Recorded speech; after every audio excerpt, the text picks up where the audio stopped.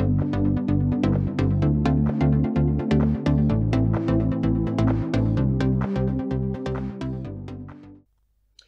baie welkom by Gemeente Sonder Grense. Jy is ingeskakel op ons YouTube kanaal. En solank jy nie op jou keyboard mors nie, is jy welkom om jou koffie te mors. Dis ons motto hier by Gemeente Sonder Grense. Jy mag maar foute maak en ons gaan genadig wees met jou. Ons is besig met 'n reeks uit die boek Efesiërs. En die tema van ons reeks is immuniteit. Vandag staan ons stil by deel 9. Die afgelope week vertel Anske vir my van die mees invloedryke sendeling, wie se naam ons nie ken nie. En nou moet ek erken, ek het al klaar weer haar naam vergeet. Sy vertaal blykbaar die Bybel en leer mense om die Bybel te vertaal op 'n baie effektiewe manier. Sy wil egter nie haar naam genoem hê nie, of haar foto op 'n tydskrifblad publiseer nie. Nederigheid en afhanklikheid van God is hoe sy bekend is. Sy verkoop nie populêre boeke om 'n groot inkomste te verdien nie. Wat 'n kontras met soveel ander baie bekende skrywers. Nou dat die paus oorlede is, sien ons die valse profete is weer goed aan die gang om hulle ou boeke weer af te stof en op die rakke te kry sodat hulle weer groot geld kan maak. Nou gaan daar skielik iets gebeur, sê hulle. Vrydag luister ek 'n hele video deur om te probeer uitvind wat nou gaan gebeur en wat ek moet doen voor Sondag. Blykbaar moet ons gereed maak, moet ons op high alert wees. Ons as Christene. Maar ek weet nog steeds nie waarvoor nie. Hulle jaag mense op hol en mense raak verboureerd en hulle leef in vrees. Regtig? Die Christene van alle mense, hulle word gewaarsku om gereed te maak. Hoekom moet Christene skielik nou op high alert wees? Waarvoor? Ware kinders van die Here. Ek meen, hulle is mos altyd gereed.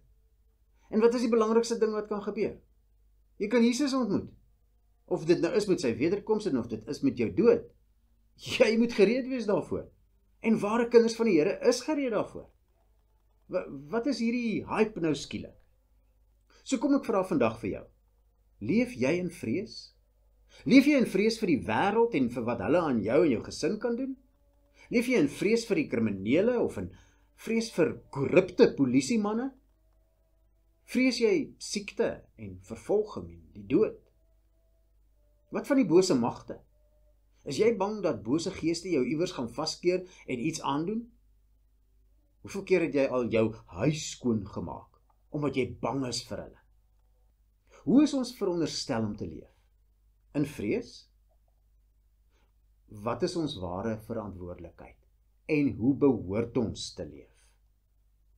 Wat is dit wat my gesindheid en my optrede behoort te dryf? Ek dink ons gaan vandag antwoorde op ten minste hierdie 3 vrae kry. Moet ons die duiwel vrees? Hoe is ek veronderstel om te leef?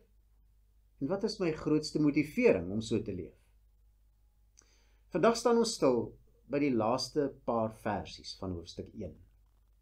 So op Opstandingssondag het ons na Paulus se gebed gekyk, waar hy bid dat ons sal besef hoe groot die krag is wat in ons gewerk het en wat steeds in ons werk. Hierdie krag het selfs nog meer bereik as om ons wat dood was uit die dood uit op te wek. Kom ons lees dit weer. Efesiërs 1 vanaf vers 18. Ek bid dat hy julle geestesoë so verhelder, dat julle kan weet watter hoop sy roeping inhou, en watter rykdom daar is in die heerlike erfenis wat hy vir die gelowiges bestem het. En hoe geweldig groot sy krag is wat hy uitoefen in ons wat glo. Dit is dieselfde kragtige werking van sy mag wat hy uitgeoefen het toe hy Christus uit die dood opgewek het. Ons het tot hier gelees verlede week. Maar kyk nou, wat het God nog gedoen toe hy Jesus uit die dood opgewek het? En hom in die hemel aan sy regterhand laat sit het. Hoog bo elke mag en gesag, elke krag en heerskappy, en wat daar ook al sprake van mag wees. Nie net in hierdie bedeling nie, maar ook in die bedeling wat kom. Ja, aan hom het God alles onderwerp, hom bo alles verhef, en hom aangestel as hoof van die kerk, Die kerk is sy liggaam, die volheid van hom, wat alles in almal vervul. En hom in die hemel aan sy regterhand laat sit het. Julle sal onthou, toe ons Hebreërs deurgewerk het ons die betekenis hiervan baie mooi deurgetrap. God regeer vanuit die hemel, en hy het Jesus saam met hom op die troon in die hemel laat sit. Jesus se posisie is aan die regterhand van die Vader. Dis nie 'n letterlike posisie nie, maar simboliseer vir ons twee dinge: gesag en eer. Dit is 'n gesagsposisie van waaruit hy regeer, en dit is 'n ereposisie wat hy beklee. Die regterhand is altyd 'n ereposisie, maar die regterhand in die hemele is die hoogste ereposisie. Dit is die posisie wat Jesus ingeneem het toe hy uit die dood opgewek is. In vers 21 word hierdie gesagsposisie verder beskryf, wanneer daar gesê word dat dit hoër is as enige ander vorm van gesag in die hemele en op die aarde. Hoog bo elke mag en gesag, elke krag en heerskappy, en wat daar ook al sprake van mag wees. Nie net in hierdie bedeling nie, maar ook in die bedeling wat kom. In die 1933 vertaling is dit bo alle owerheid en mag en krag en heerskappy. In die King James Version is dit principality, power, might en dominion. Hierdie is nie 'n poging van Paulus om die verskillende indelings van bose magte of van engele te probeer definieer nie. Dit is ook nie 'n volledige lys van magte en kragte nie. Daarom sê hy verder, en elke naam wat genoem word. As jy weet van enige ander heerser, noem sy naam. Jesus is verhef bo almal van hulle. En dan verbreed hy dit nog meer, deur te sê, nie net in hierdie bedeling nie, maar ook in die bedeling wat kom. Nie net in hierdie huidige materiële wêreld en in hierdie tyd nie, maar ook in die hemelse en toekomstige wêreld is Jesus en sal Jesus verhewe wees bo elke gesag. Dit beteken Jesus is verhewe bo elke duiwel, bo elke gevalle engel, bo elke demoon of bose gees.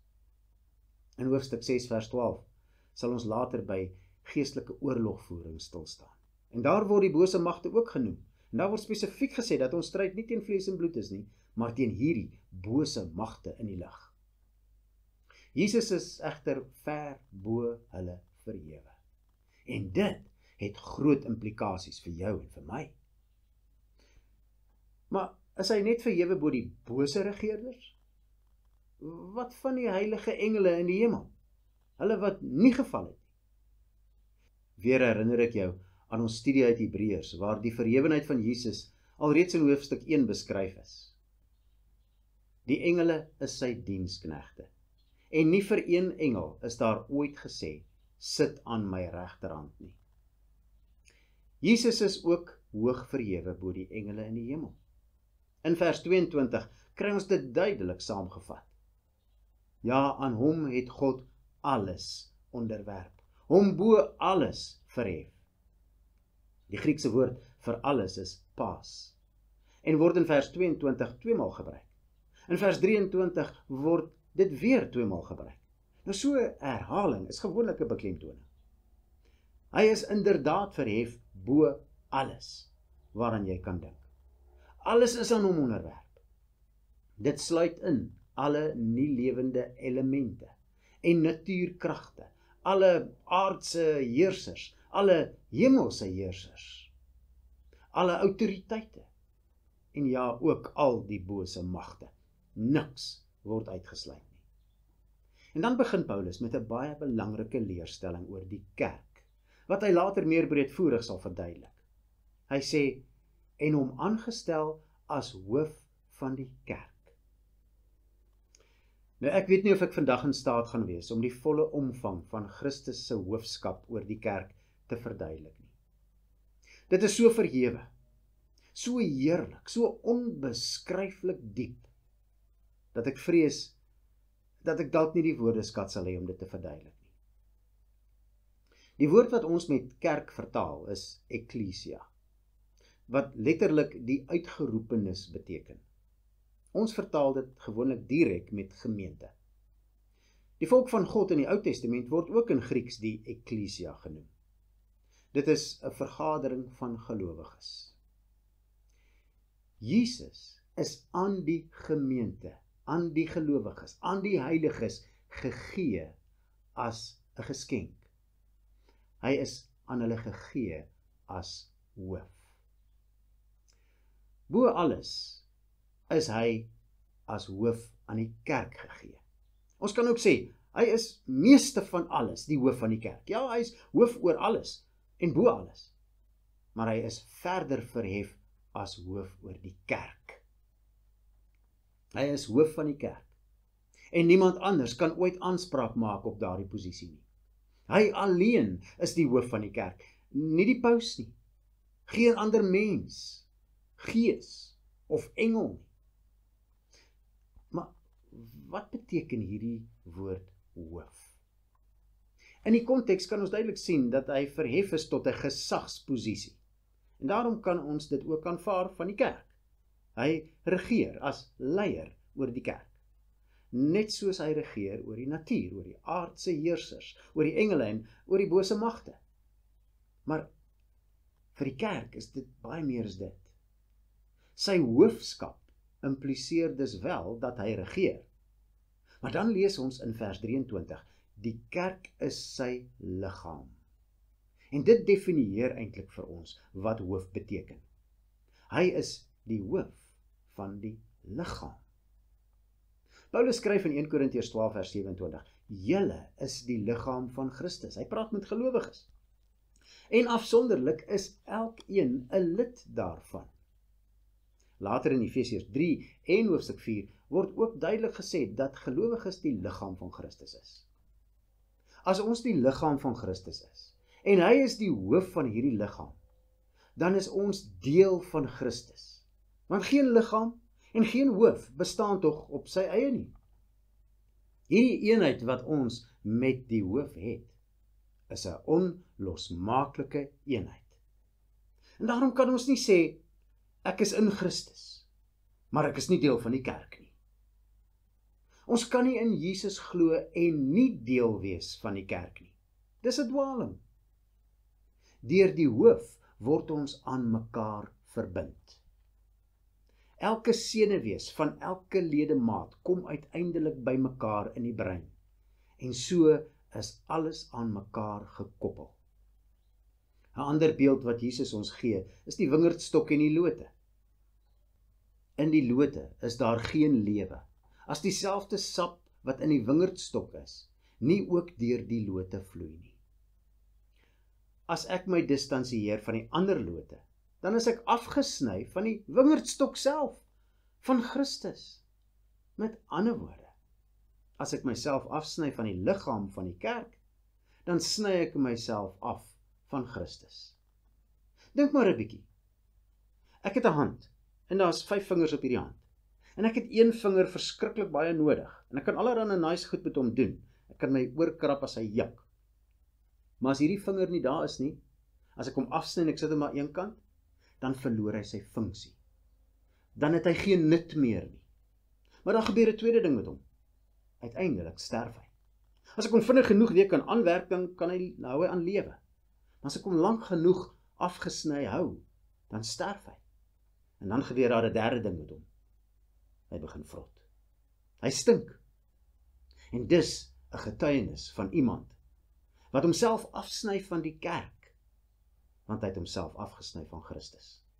In Kolossense 2 vers 18 lees ons, moenie dat iemand wat behaag skep in danige nederigheid en in die aanbidding van engele en wat voorgee dat hy allerlei visioene gesien het, julle daarmee mislei nie. So iemand verhef hom oor wat hy in eie waan van homself dink. En hy hou nie aan die hoof, aan Christus vas nie. Uit Christus groei die hele liggaam, ondersteun deur die gewrigte en saamgebind deur die spiere, soos God dit laat groei. Ja, Jesus is die hoof van die kerk, omdat hy die leier is van die kerk. Maar meer nog, hy is deel van die liggaam. Daar is 'n organiese eenheid. En die hele liggaam is deur hom aan mekaar verbind. Maar nou lees ons verder. Die volheid van hom, wat alles in almal vervul. Die kerk is die volheid van hom, wat alles in almal vervul. Die liggaam is die volheid van Christus. Want Christus werk alles in almal. Sy krag werk deur sy hoofskap voluit in die liggaam. Jesus voer sy hoofskap uit deur sy liggaam. Maar kom ek sê net eers, van die begin af was die Seun daar. Die Seun was van altyd af God. En in sy perfekte goddelikheid en selfgenoegsaamheid het hy niks en niemand ooit nodig gehad nie. Maar ons het sy liggaam geword. En hy werk as hoof oor alles, deur sy liggaam. Dit is hoe hy kies om in hierdie wêreld te werk, deur sy liggaam. Hierdie is 'n mystieke, geestelike verbintenis en eenheid wat ek nie ten volle kan verstaan nie. Maar die gevolge, die implikasies van hierdie eenheid, raak ons ten diepste. Ons is sy liggaam. Ons is Christus se volheid. Alles wat Christus gedoen het, het jy saam met hom gedoen.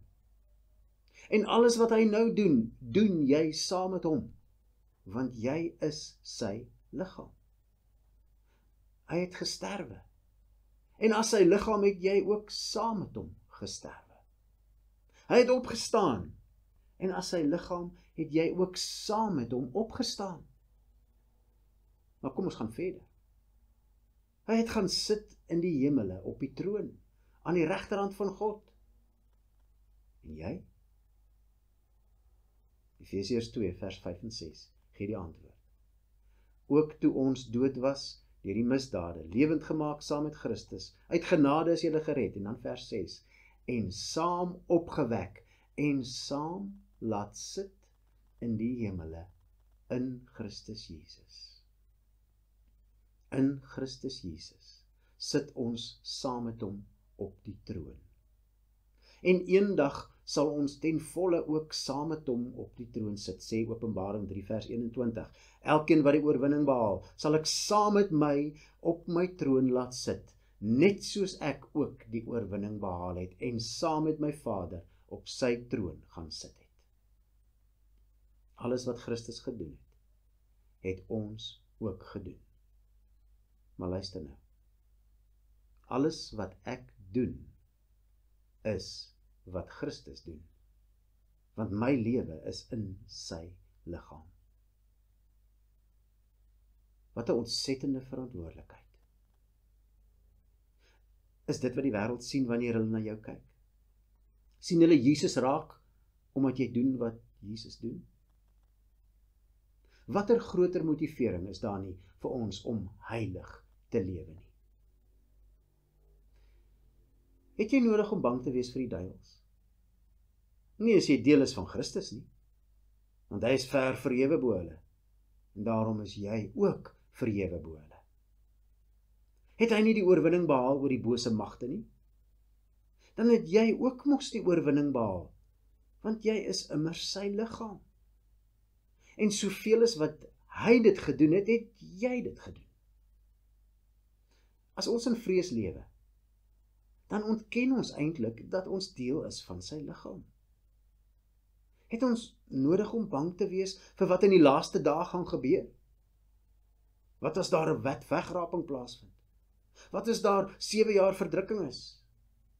Wat as dit nie gebeur nie?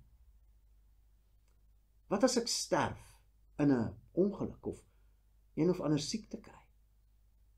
Moet ek bang wees vir die toekoms? Nee, as ek reeds 'n oorwinnaar in Christus is nie. Nee, as ek deel van sy liggaam is nie. Hoe moet ons dan leef? Omdat ons Jesus se liggaam is, moet ons leef soos hy. Die brein gee die boodskappe deur vir die liggaam, sodat die verskillende liggaamsdele kan reageer. Watse boodskappe ontvang jy vanaf die hoof, vanaf Christus. Leef jy dit uit? Sien jy hoe groot is ons verantwoordelikheid as die liggaam van Christus? Elke dingetjie wat ons doen, moet ons doen in ooreenstemming met die boodskappe wat ons van ons hoof af ontvang. Jy is sy liggaam. Doen wat hy van jou verwag. Dis hoe ons moet leef. As jy die liggaam van Christus is, dan is dit wat jy doen 'n weerspieëling van die opdragte wat jy van hom ontvang het. Maar dink nou, wanneer jy in sonde val en verkeerde dinge doen, dan doen jy dit nog steeds as die liggaam van Jesus. Wanneer jy sonde doen, dan is jy nie skielik nie meer deel van Christus nie. Alles wat jy doen, ook jou sonde, doen jy namens hom en vir hom. Wil jy namens hom sonde doen? Nie as jy deel is van sy liggaam nie. Jou sonde is nie die boodskappe wat jy van hom ontvang het nie. As Jesus se liggaam verkeerde dinge doen, mense, dan steek ons hom in die skande. Dan sê ons eintlik vir die wêreld, vir die bose magte en vir die onsigbare engele, kyk, dis wie Jesus is. Dis die sonde waarmee hy hom besig hou. Ons doen hom 'n oneer aan wanneer ons ongehoorsaam is aan sy opdragte. Nou vra ek jou, watter groter motivering is daar vir ons om heilig te lewe? Jy is saam met Christus se oorwinnaar. Jy het saam met hom die bose oorwin. Jy het saam met hom die sonde en die dood oorwin. Jy regeer saam met hom oor alles. Jy is nie uitgelewer aan versoekings, aan sonde of aan die duiwel nie. In Christus is jy meer as 'n oorwinnaar. Gaan dan en leef so. Amen.